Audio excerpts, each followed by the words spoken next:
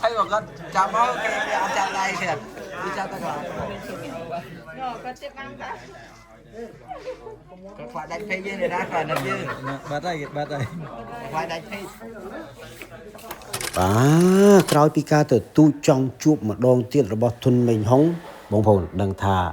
កបីពេជ្រសម្បត្តិគាត់ឆ្លើយតបភ្លាមមកកាន់អ្វីដែលជាសំណើរបស់មេងហុងថាម៉េចទេបាទមេងហុងគាត់ថាប្រកួតនេះគាត់អត់អស់ចិត្តទេគាត់ចង់វាយទៀតគាត់ចង់ប្រកួតទៀតហើយក្នុងការជួបគ្នាលើកទី2នេះសូមឲ្យលេងធំបាទអត់ឲ្យលេងទូចទេកុំឲ្យទឹកចិត្តនៃការប្រកួតវាអត់សូវពេញណាបាទឲ្យអត់សូវពេញអញ្ចឹងខ្សែក្រវ៉ាត់ប៉ុន្តែអូមដោយទឹកប្រាក់អូមដោយវត្ថុអនុស្សាវរីយ៍ណាមួយដែលយើងមើលទៅវាសំណំបាទពេជ្រសម្បត្តិបានធ្វើការឆ្លើយតបជាមួយធុនមេងហុងហើយថាសិស្សប្អូនបើសិនជាចង់ជួបបងពេលណាបងដែលជារៀមច្បងក្នុងក្បាច់គុណខ្មែរនេះស្វាគមន៍ប្អូនគ្រប់ពេលវេលាឲ្យតែប្អូនហាមាត់ចេញមកស្មាមានបងទទួលស្មានឹងយោល្អណាស់បាទក្នុងចិត្តជីកីឡាអញ្ចឹងបងប្អូនហ្នឹងហើយ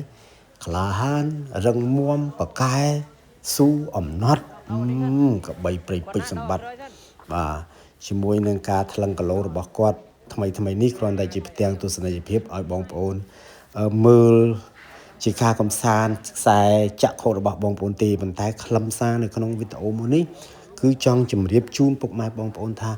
ធុនមេងហុងក្រោយពីចាញ់ការប្រកួតដណ្ដើមខ្សែក្រវ៉ាត់នឹងឡាននៅផ្លូវវែងស្រីមក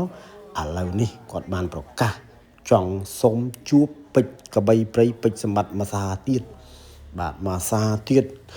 រីឯកបីព្រៃពេជ្រសម្បត្តិឆ្លើយតបនឹងសិស្សប្អូនវឹងថាអត់បញ្ហាប្អូនចង់ជួបបងពេលណាជួបបានពេលហ្នឹងមិនថាជួបក្នុងទម្រង់របៀបបែបគុណខ្មែរឬក៏ជួបក្នុងទម្រង់បែបមិត្តភាពជាភេទរភាពរាប់អាននោះបានទាំងអស់ហើយល្អណាស់បងប្អូនបើសិនជា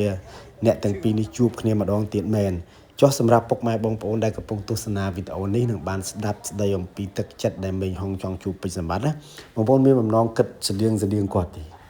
ចង់មើលការប្រកួតរបស់ពួកគាត់មួយសាទៀតទេបាទបើសិនជាបងប្អូនចង់មើលខមមិននៅក្នុងវីដេអូខាងក្រោមនេះបានច្រើន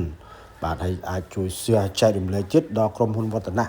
បាទគាត់លេងមួយឈុតទៀតមើលបាទឬក៏ខាងប៉ុស្តិ៍ឬស្ថានីយ៍សង្វៀនណាក៏ដោយដែលចង់ឲ្យពួកគាត់ប្រកួតមួយសាទៀតសូមបងប្អូនជួយ share វីដេអូនោះឲ្យបានច្រើនដើម្បីឲ្យpromoter ឲ្យសង្វៀនម្ចាស់សង្វៀនប៉ុស្តិ៍ស្ថានីយ៍អីដឹងរឿងហ្នឹងឃើញតែការសំណូមពរច្រើនជាងពួកគាត់អាចនឹងដាក់ទៀតណាបាទអរគុណពុកម៉ែបងប្អូនជូនពរសូមឲ្យសុខសប្បាយទាំងអស់គ្នាហើយអ្នកទាំងពីរនេះជួបគ្នាឆាប់ៗនេះបាទ